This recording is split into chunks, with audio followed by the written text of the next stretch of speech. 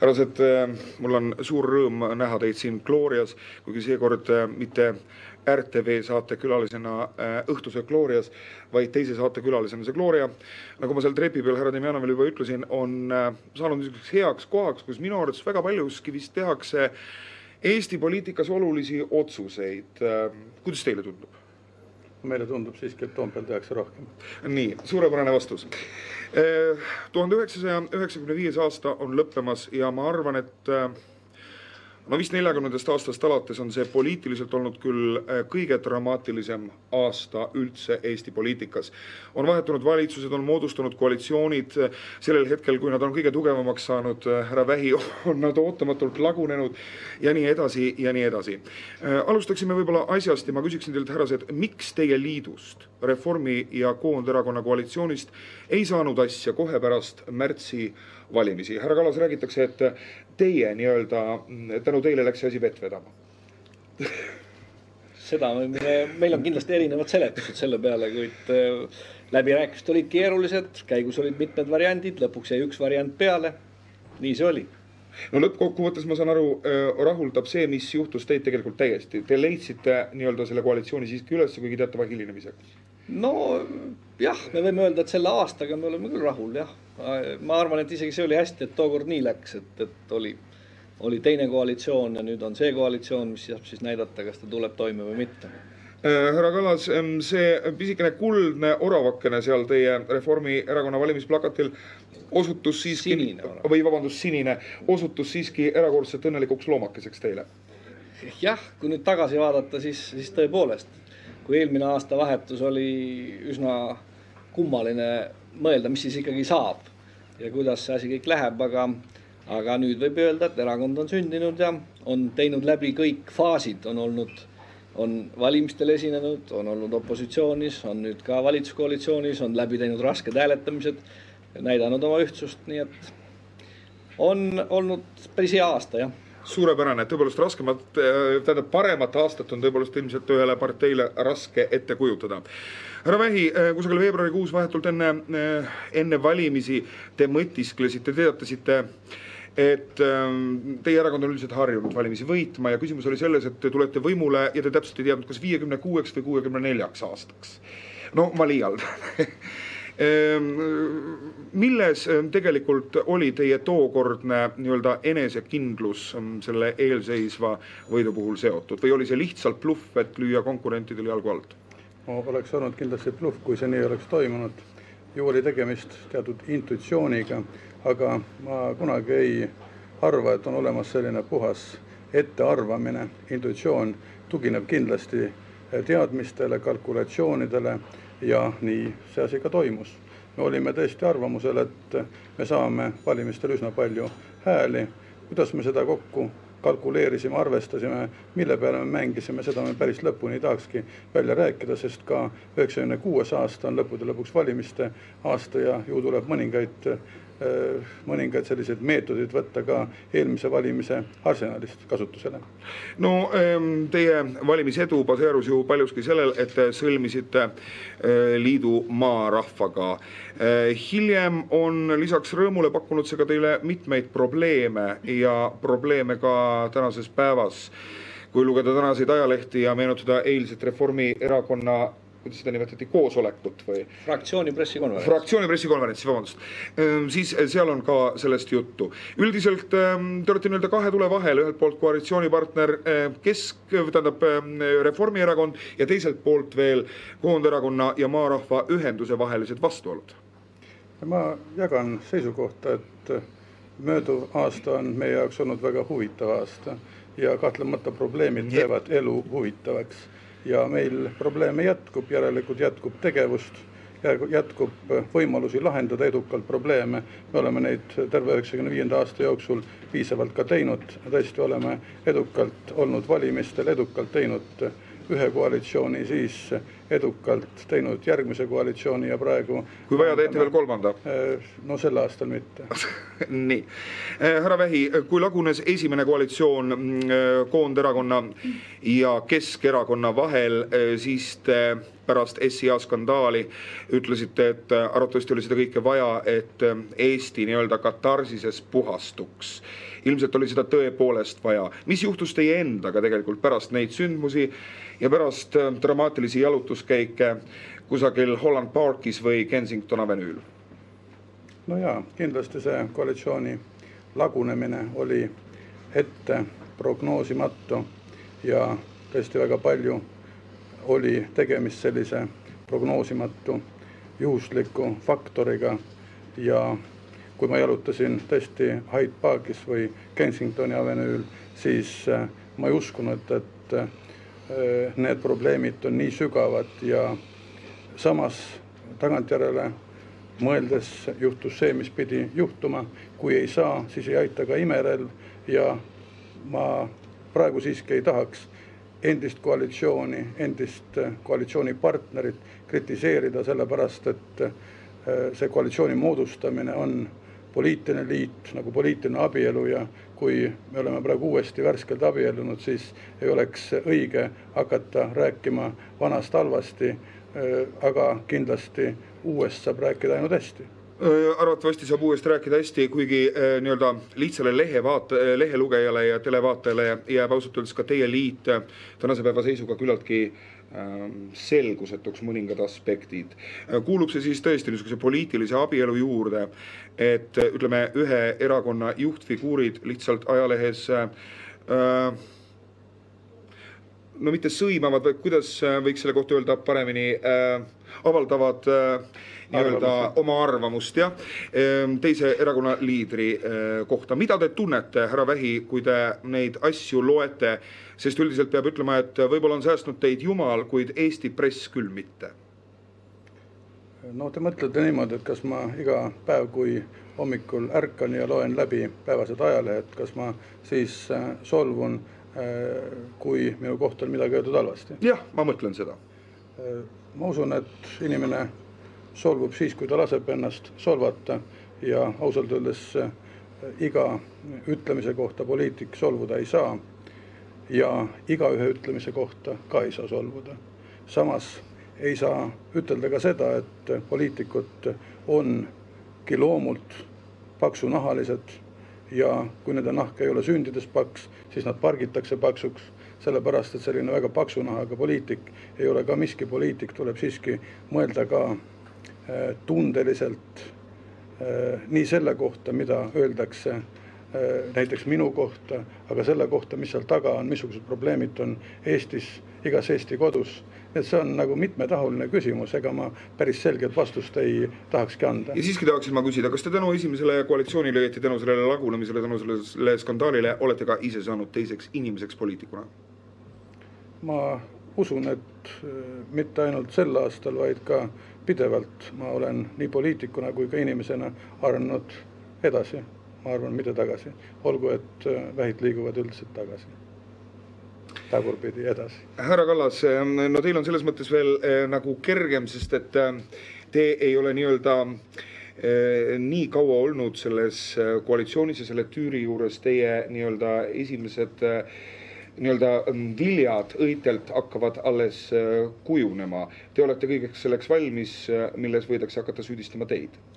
No, nii-öelda avaliku elu tegelaseks olemise aja jooksul on mind süüdistatud väga mitmesugustest asjades, nii et põhimõtteliselt peab olema selleks valmis, et sinu üks või teine tegu ühtedele meeldib ja teistele mitte ja need, kellele see ei meeldi, need avaldavad oma arvamust ja eks siis mingisugustel kriitilistel hetkedel, kui on valimised näiteks, siis otsustatakse, kas siis on, kellel oli siis õigus, nii et ma pean seda iseendast loomulikuks, aga ega seda alati meeldiv muidugi kõike taluda ei ole. Härra Kallas, mulle juhuslikult tuli meelde, kas te saaksite lühidalt seletada, millega on seotud Eesti Panga minu arvates kolossaalselt suur kahjum, see oli kas 170 miljonit krooni või midagi sellist. Kuidas saab ühel pangal, mis ei anna välja laene, üldse olla selline kahjum, on mu profaanlik küsimus? No seega seda kahjumit sellisel kujul ei eksisteeri, ta ei ole selles mõttes tavaline kahjum, ta oli ikkagi kirjutati maha terve rida niisuguseid operatsioone, mis olid seotud rahareformiga ja olid veel nagu üleval ja sest ütleme selle aasta puhas 94. aasta nii-öelda tegevuse tulem oli ikkagi tunduvalt suurem, oli positiivne tulem, aga kuna oli vajadus vastavalt rahvusvahelistel nõuetel nii-öelda korrastada bilanssi, siis oli selline kahjum. Nii et teie isikliku võlga Eesti Panga ees nagu selles mõttes ei ole, et teie olete selle kahjumi organiseerinud? Ei ole, mina organiseerinud. Härra Kallas, kas vastab siis tõesti jutt tõele, et härra Vehi töötab praegu teie valitsuses peaministrina? Ei vasta. Päris kindlasti ei vasta ja ma ei tea, eks te võite härra Vähilt küsida, kuid mina isiklikult olen pidanud küll täiesti lojaalset profiili siin ja ausalt öeldes ikkagi pühendunud nii-öelda sellele rollile, mis ma praegu valitsuses oman ja see viimased 2 kuud on olnud selles rollis, ma mõtlen välisministri rollis äärmiselt pingelised, nii et ma arvan, et küsige härra Vähi käest, aga ma oletan, et neid pretensioone ei peaks olema. Nii, mul on veel enne seda teile mõned küsimused. Kas te olete selle nii-öelda välisministri ülimalt liikuva ja mobiilse elulaadiga juba harjunud? Ega see kerge ei ole. Aga ega ma nüüd ei kurda ka, nii et võiks öelda, et ma olen kohanenud, jah. Härra Kallas, teil õnnestus vastu igasuguseid ootusi, arvatavasti tänu lihtsalt sellisele jõulueufooriale, mil paljud küpsetasid piparkooke ja paljud tassisid turult kuuske ja kuidagi tusases ja osavõtmatus parlamendis ratifitseerida ajaloolised juulilepingud. Juhtus see, mida mitte keegi ei arvanud. Ilma igasuguse sõjata läks lugu läbi. No kaugeltki mitte nüüd ilma igasuguse sõjata. See võitlus selle ümber oli umbes 6 aega siiski või natukene rohkem sellest hetkest peaaegu alates, kui ma ametisse astusin ja oli ju päris mitu arutamist ja palju ettekandeid ja palju küsimustele vastamisi ja palju ka kuluaaritööd, nii et muidugi lõppresultaadiga võin mina kui välisminister olla üpris rahul, sest et resultaat nad on ratifitseeritud, üks pomm on jala küljest ära, tegutsemisvabadus on selle võrra avardunud, nii et tõepoolest, sellega võib rahul olla. Kas need lepingud ei ole siiski, härra Kallas, Eestile mitte liiga siduvad? Ei, ma ei arva seda. Ma ikkagi rõhutan seda, mida ma olen rõhutanud kogu aeg ja kogu selle arutelu käigus, et Vene väed läksid ikkagi välja. Et see ei ole mitte niisama lihtne ja see on juba nagu meelest läinud, et nad 1,5 aastat tagasi olid siiski siin sees. Nii et leping on alati leping ja ma võiks tsiteerida kadunud Itzhak Rabini, kes ütleb, et kokku lepitakse vastastega, mitte sõpradega. Ja järelikult leping tähendab seda, et kuskil on alati mingisugused järeleandmised. Mõningad ultrarahvuslikult meelestatud inimesed on arvamusel, et see on esimene leping edasises lepingute reas, millele näiteks võiks kunagi järgneda ka baaside leping.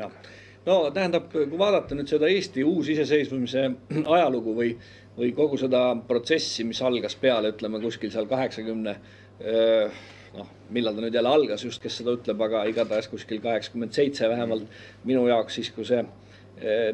avaldus oli, siis kogu aeg on keegi kuskil kuulutanud niisugust apokalüptilist hukku, et see samm nüüd tähendab lõppu Eesti rahvale, see samm nüüd, ükskõik mis samm siis olnud, neid on vähemalt 15 tükki üles lugeda, et kui nüüd niisugune otsus tehakse, eks ole, kui nüüd praegu tõmmatakse sinimustvalge lipp üles, kui nüüd praegu kuulutatakse välja Eesti sees, siis on see lõpp ja lõppu nagu ei ole, on siiski iga samm on olnud omas ajas samm edasi ja ma arvan, et ma ei leia üldse ka mitte teiselt poolt midagi halba selles, et nähakse ohtusid ja loomulikult ei või keegi täpselt teada, kuidas kõik edasi läheb, aga ma arvan, et antud kontekstis on positiivne tulem igal juhul tunduvalt üle võimalikest probleemidest, mida kahtlemata on.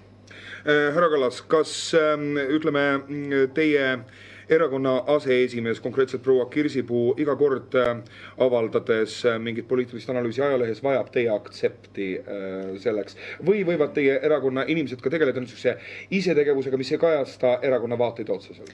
No üldiselt on see asi siiski peab olema süsteemis. Tingimata ta ei tarvitse alati olla süsteemis, aga need vaated inimesed on avaldanud ka oma isiklikke arvamusi, konkreetselt Valve Kirsipuu, konkreetselt Tiit Vähi kohta, see on nüüd olnud Te olete nõudnud, see oli veidi räige.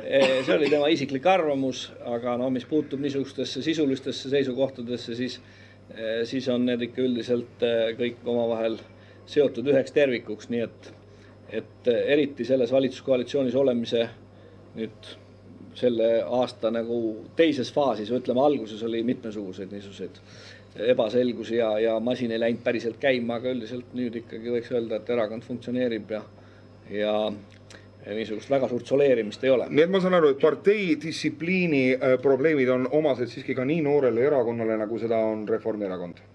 No eks nad on vist omased igale erakonnale. See on see asja võti, see ei ole mitte mehaaniline küsimus, aga võitlusvõimeline on erakond siis, kui ta tegutseb nagu meeskond ja see tähendab seda, et alati on mingi otsus, tähendab iga otsuse puhul on alati keegi, kellele see ei meeldi, see vaieldakse erakonna sees läbi või fraktsiooni sees läbi ja siis tegutsetakse nagu üks mees, selles on jõud. Kui sul seda jõudu ei ole, siis ei ole ka erakond. Härra Vähi, kas teile koonderakonna liidrina tundub, et teil on olemas just selline jõud ja selline erakond, millest äsja rääkis härra Kallas? Jaa, koonderakond sündis mõned aastad tagasi, ta ei ole nii noor erakond, kui on Reformierakond ja põhimõtteliselt sellised poliitilised diskussioonid üldistel teemadel on läbi viidud ja ma nagu koonderakonnas selliseid suuri lahkelisid põhimõtetesse ei näe. Me oleme vastu võtnud juba teise programmi ja enne just nende programmide vastuvõtmist on olnud tõesti väga tõsised poliitilised diskussioonid programmi tekstide kallal ja põhimõtete kallal ja need ajad on tegelikult möödas. Ma arvan, et koonderakond on üldiselt üsnagi ühtne erakond. See ei tähenda, et nüüd kõik inimesed päris täpselt ühtemoodi mõtlevad ja keegi ei avalda oma seisukohti. See on tegelikult ka päris loogiline, sellepärast, et iga inimene tahab natuke ka soolot mängida ja samas erakonnad, te annate selleks võimaluse? Valitsused, need on ikka meeskonnatöö ja kui nüüd meeskonna selline roll on väga diktaadi põhimõtte järele, siis kahtlemata inimesed kaotavad initsiatiivi ja see meeskond hästi ei tööta. Ikka vabadusaste peab olema päris suur. Okei, kuidas te suhtute üldse solistidesse ja kuidas te kavatsete, härrased, praegu lahendada oma vahel ühe ministri probleemi? Jutt on eurominister akadeemik Lippmaast. Mis saab temast?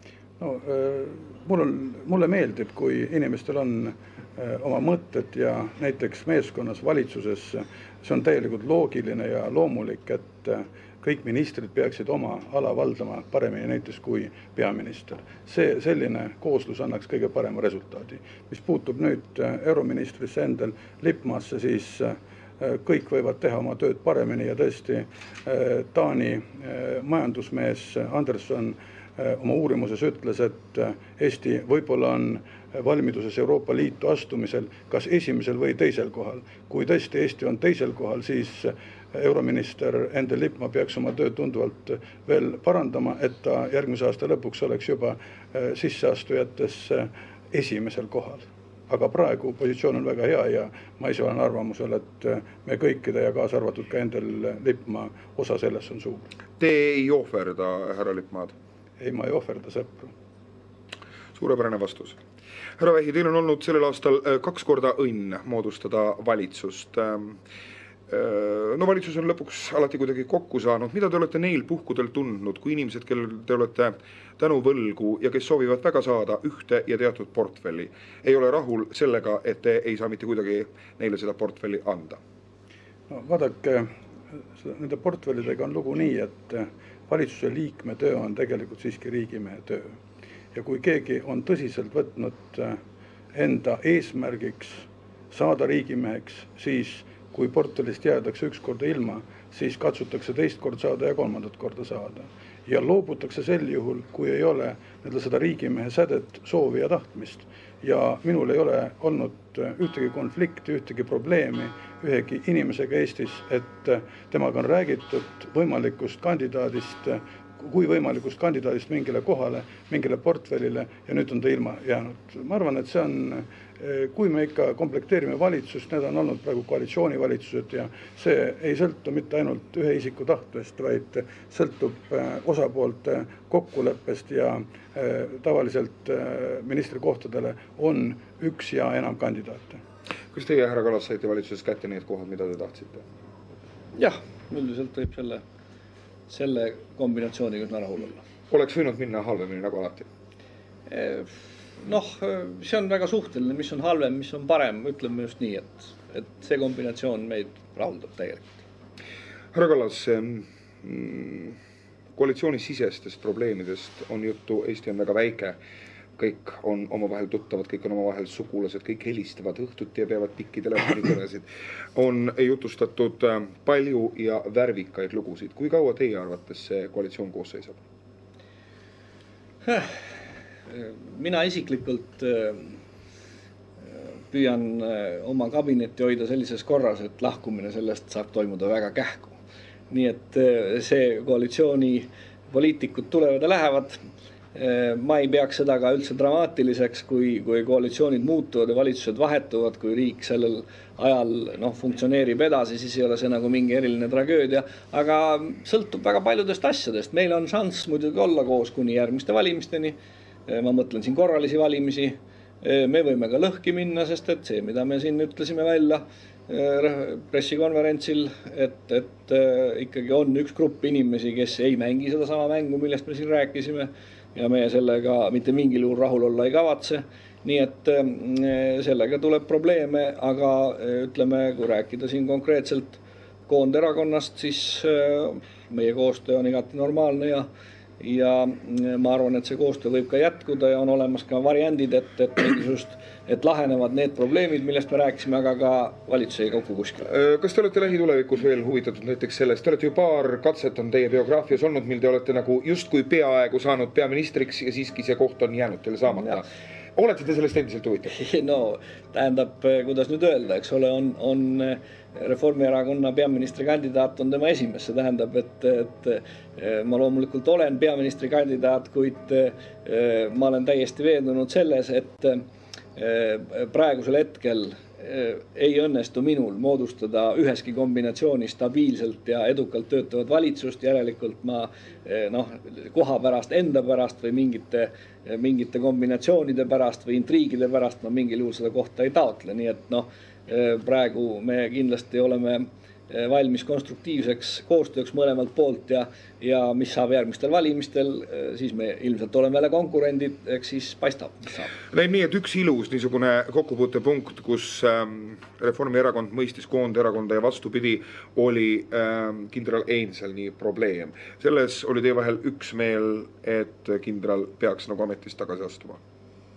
No ja selles ja ka paljudes muudes küsimustes, sellepärast, et me rääkisime siin eelarve vastuvõtmisest, juulilepete ratifitseerimisest ja ka praegu Einsalni vabastamisest, siis lõppkokkuvõttes siiski koalitsioon on otsustanud üsnagi üksmeelselt, on olnud ka kahtlemata selliseid siseopositsiooni ilminguid, aga see siseopositsioon peab olema konstruktiivne ja tõesti mitte kellelgi ei ole keelatud ütelda välja oma arvamusi, oma põhimõtteid, kaitsta oma tõekspidamisi, aga ma ei ole päris sellega nõus, et öeldakse, et me oleme opositsioonis ja samas ollakse koalitsioonis edasi. Opositsioonis olek tähendab oma ministrite tagasi kutsumist, sest ei saa põhimõtteliselt olla koalitsioonis ja opositsioonis korraga, seega tähendab loobuda vastutusest, aga seega tähendab tõsta oma mainet kellegi teise koalitsioonipartneri arvel ja põhimõtteliselt sellise tähendab koostööga ma kindlasti nõus ei ole, samas ma jätkaksin võib-olla siin sama mõtet, et tegelikult koalitsioonil eeldused koostööks on olemas.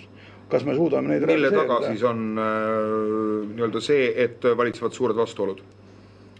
No kas nad on suured vastuolud? Võib-olla need nii väga suured vastuolud ei olegi ja samas tuletage meelde ka Tammsaaret ja seda Andrese ja Pearu küsimust, et ega tahetakse üksteisele väikseid vigureid teha ja samas ega see ei takista elu, pigem see toob kaasa sellise visa edasirabelemise nii nagu ikka Eesti elus. Kui te Tõde ja õigust meenutasite ja me kirjanduse valda hetkeks põikasime, endale te võtaksite seal arvatavasti Andrese rolli? No elus ikka püütakse saada seda rolli, mis sobib ja meeldib. Ma usun, et selline Andrese visadus, sirgjoonelisus, otsekohesus on minu jaoks sümpaatsed. Te olete härra Vähi lõppeval aastal kahtlemata, te võite siin täna õhtul rääkida ükskõik mida tahes, aga elanud üle, ma kujutan ette, väga palju raskeid ja dramaatilisi päevi.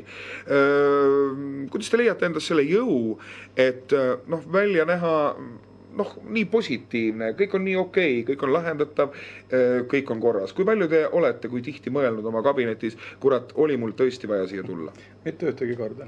Tõsiselt? Jaa, ma veel kord ütlen, et ma olen poliitikas sellepärast, et mul on olla poliitikas huvitav. Ja 95 aasta on kahtlemata olnud raske aasta, ta on olnud huvitav aasta, ta on andnud uusi kogemusi juurde ja ma isegi ei ütleks, et mul on olnud kunagi huvitavam aasta olnud ja parem aasta olnud kui 95 aasta. Härra Kallas, teile arvatavasti sama jutt? No ma ei oska nüüd öelda, minu arvates minu jaoks oli muidugi 92 niisugune aasta, mis ilmselt praegu vähemalt tundub mulle endale. Rahareform, mis jälitab teid ju siiani. No tähendab enamasti küll positiivselt, ma ütleksin. Nii et ei ole põhjust nagu väga niimoodi silmi maha lüüa, aga siis selles mõttes ma ei oska öelda, kas nüüd 95 nüüd kindlasti 92 üle ei trumpa, aga teisest küljest ma olen jälle rahul sellega, et ma siiski nagu tegin mingisuguse niisuguse valiku, mis on jälle nagu uus valik ja uus väljakutse ja siiamaani ei ole ka uus risk, siiamaani ei ole see läinud sugugi viltu. Ma lugesin muuseas sellest samast teie eilsest pressikonverentsi aruandest, fantastiline fraas, tähendab geniaalne. Reformierakonna teene teiste rahva ees. Teene on see, et püsib Eesti kroon, et seda ei ole devalveeritud. Mul tekkis paratamatult küsimus, kas valged jõulud on ka teie erakonna teene? Mina seda fraasi jälle ei lugenud nii väga, nii et ma arvan, et seda nüüd erakonna teeneks tõenäoliselt lugeda ei saa, et see on nüüd päris kindel. Selge, nii. Härrased, räägime teie perekondade isiklikust elust. Proua Vähi, proua Kallas, ma ei tea, mis elu elavad teie perekonnad nii-öelda eraldi, kui tihti te omavahel üldse kokku saate, aga kindlasti lõppevas aastas on teie jaoks ühine see, et te mõlemad saite nii-öelda valmis oma kätega ehitatud kodud. Kas need kodud on nüüd lõplikult sisustatud? Ja sisse oleme kolinud, aga koduks veel päris nimetada ei saa. Mille taha siis asi jääb? Mis on veel puudu? Mitte selles mõttes, aga lihtsalt harjumine võtab aega. Te ei ole lihtsalt veel kohanenud? Jaa.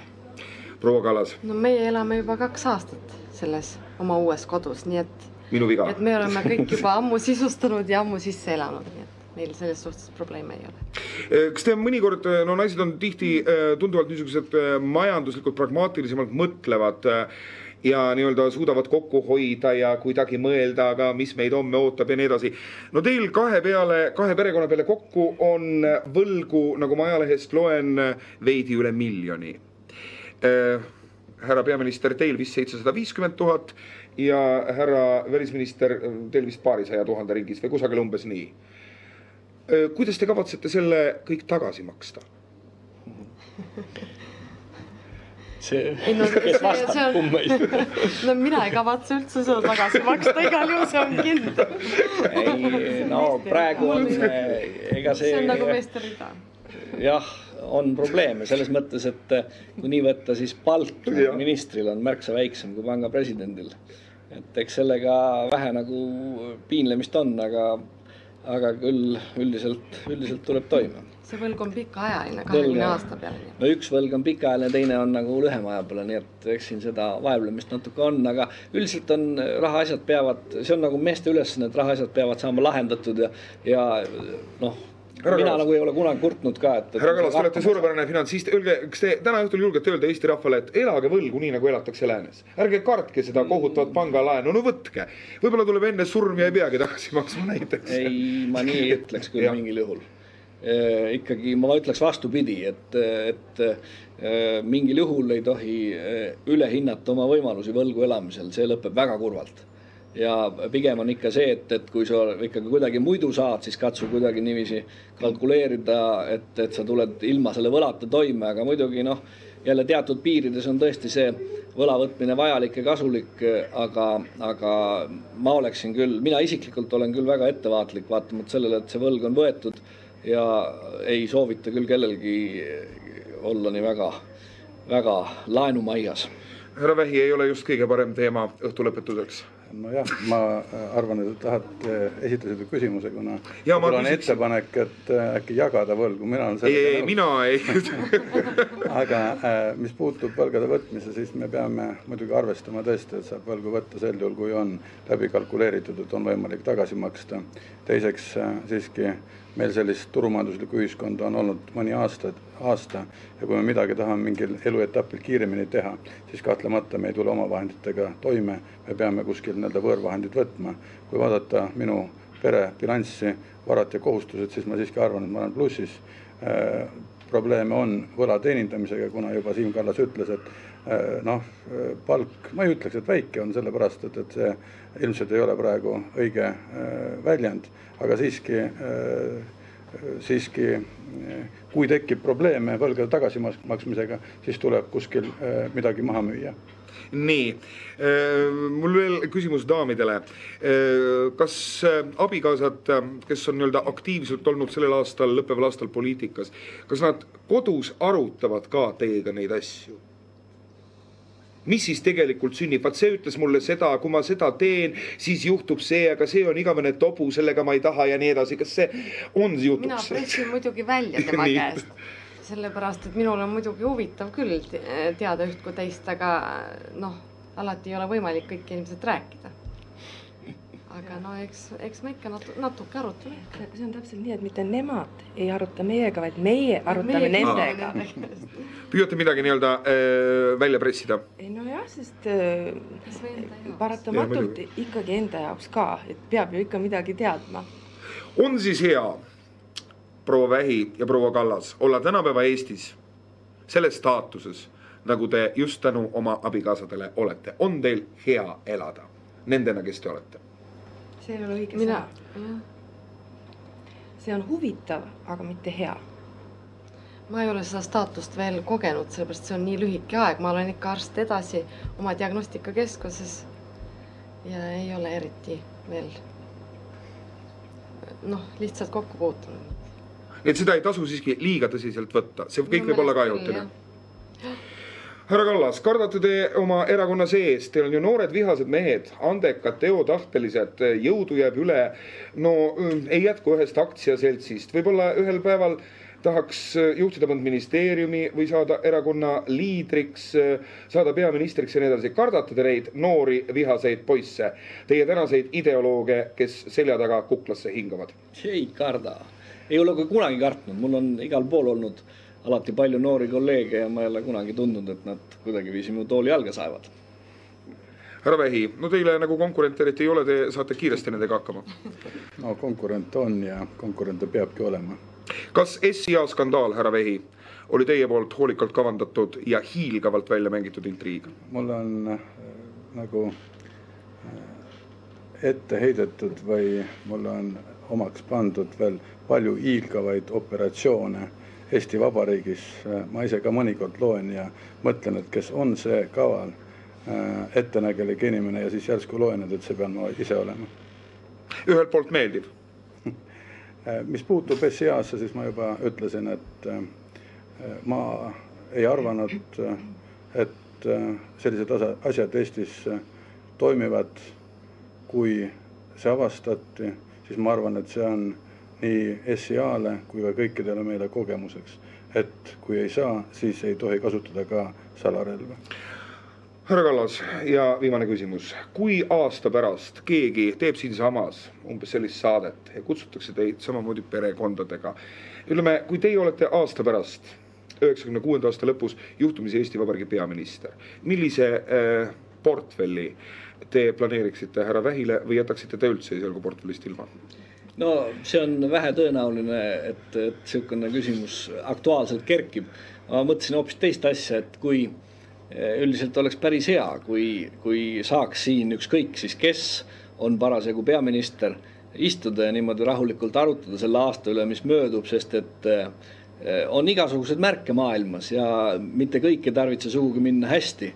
Ja järgmisel aastal ma mõtlen hoopis seda, et küll oleks hea, kui selline dünaamiline areng jätkuks, millel on väiksed niisugused vürtsid terad juures aeg-ajalt toimuvate poliitiliste kriiside näol, kuid see on kõik vähetähtis, aga tähtis on see, et meil ikkagi ei juhtuks midagi midagi tõsist ja väga halba, mis muudaks nagu kaunis mõruks sellise arutelu järgmise aasta lõpus. On siis midagi sellist silmapiirile kerkimas, härra Vähi? No Eestis on muidugi omad ohud. Praegu me võime rääkida, et eelmine aasta või see aasta, käesolev aasta on olnud üsnagi edukas majanduses ja ka välispoliitikas on ta edukas olnud, aga samas Eesti on alati kimbus oma julgeolekuprobleemidega ja tegelikult ikka ähvardused ida poolt on olnud üsnagi otsesed ja Eesti peab tunduvalt rohkem pöörama tähelepanu oma julgeolekupoliitikale, julgeolekugarantiile ja garantiidele nii siseriigis kui ka välispoliitilises aspektis, rahvusvahelises plaanis. Ma tahan teid tänada, proua Vähi, proua Kallas, härra peaminister, härra välisminister selle audientsi eest siin täna õhtul otse-eetris saates Urmas Ott ja teised 1995. aasta lõpus, mil me oleme jõudnud juba õnnelikult selle lõppeva aasta eelviimasesse päeva. Ma tahan väga loota, et te leiate siiski ühise keele, sest mulle tundub, et Eesti on siiski liiga väike riik ja ilmselt liiga palju vapustusi ei ole jõukohane sellele maale ja sellele rahvale. Ma tahan tänada teid selle vestluse eest ja tahan teile kogu südamest soovida head vana aasta lõppu ja head uut aastat sõna otseses mõttes.